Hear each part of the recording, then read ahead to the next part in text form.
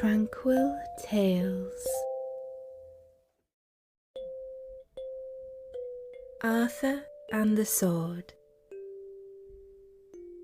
Once there was a great king in Britain named Uther, and when he died, the other kings and princes disputed over the kingdom, each wanting it for himself. But King Uther had a son named Arthur, the rightful heir to the throne, of whom no one knew, for he had been taken away secretly while he was still a baby by a wise old man called Merlin, who had him brought up in the family of a certain Sir Ector, for fear of the malice of wicked knights.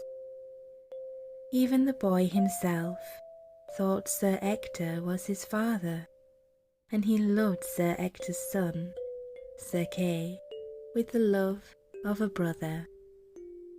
When the kings and princes could not be kept in check any longer, and something had to be done to determine who was to be king, Merlin made the Archbishop of Canterbury send for them all to come to London.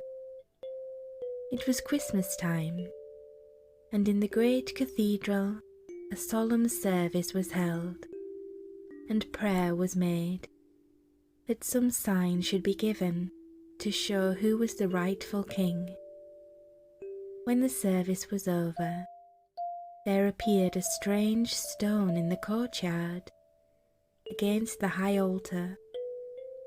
It was a great white stone, like marble, with something stuck in it that looked like a steel anvil, and in the anvil was driven a great glistening sword.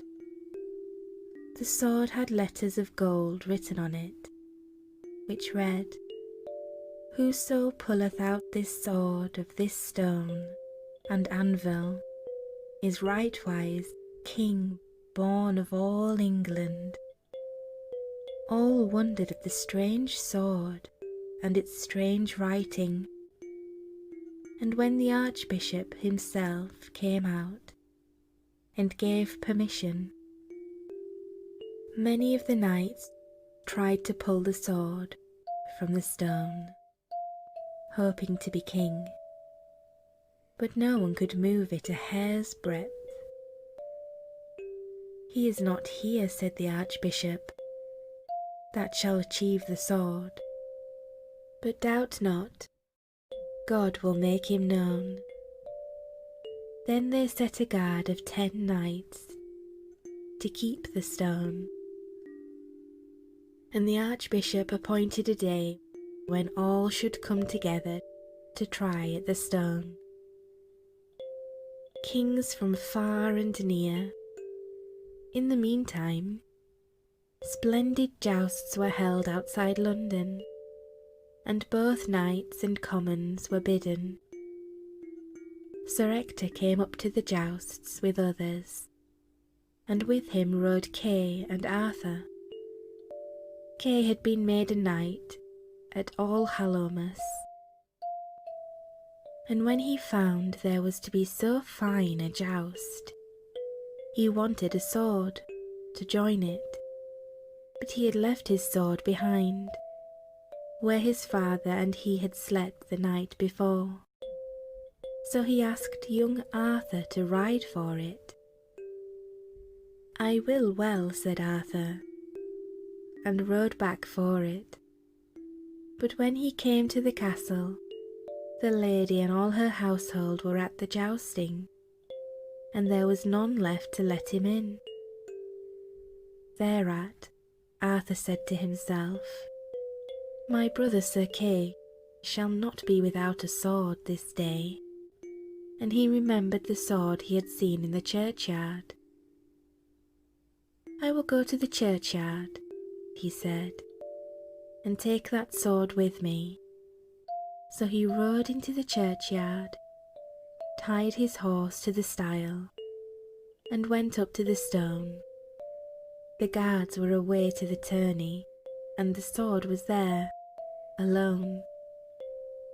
Going up to the stone, young Arthur took the great sword by the hilt, and lightly and fiercely he drew it out of the anvil. Then he rode straight to Sir Kay and gave it to him. Sir Kay knew instantly that it was the sword of the stone, and he rode off at once to his father and said, "Sir, lo, here is the sword of the stone. I must be king of the land." But Sir Ector asked him where he got the sword, and when Sir Kay said, "From my brother," he asked Arthur how he got it. When Arthur told him, Sir Ector bowed his head before him. "Now I understand. Ye must be king of this land," he said to Arthur. "Wherefore I?" said Arthur. "For God will have it so," said Ector. "Never man should have drawn out this sword, but he that shall be right wise king of this land. Now let me see whether ye can put the sword as it was in the stone, and pull it out again." Straightway Arthur put the sword back. Then Sir Ector tried to pull it out, and after him Sir Kay, but neither could stir it. Then Arthur pulled it out. Thereupon Sir Ector and Sir Kay kneeled upon the ground before him. "Alas," said Arthur, "mine own dear father and brother, why kneel ye to me?"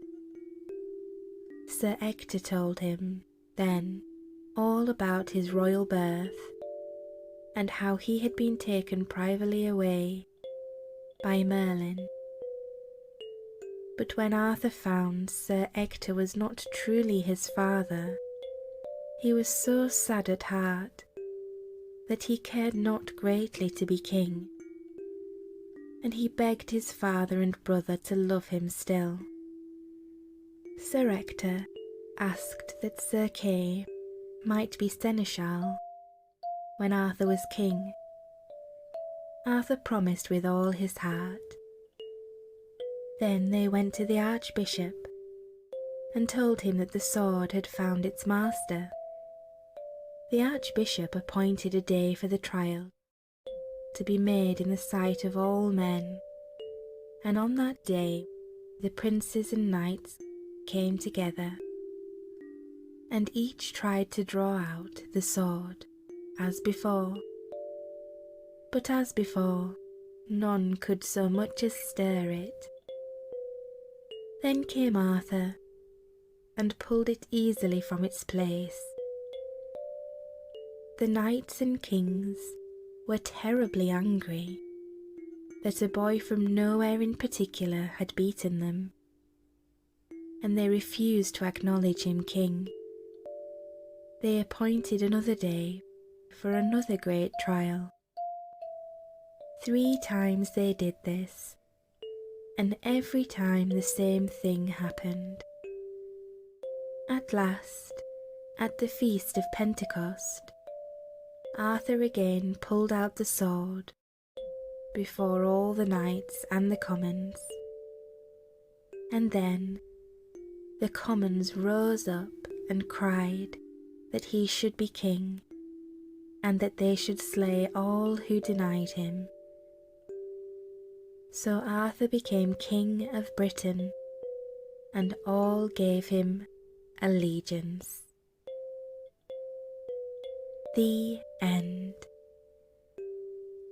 Thank you so much for watching. If you enjoyed this video, don't forget to like, comment, and subscribe. Good night, sleepyheads. Sweet dreams.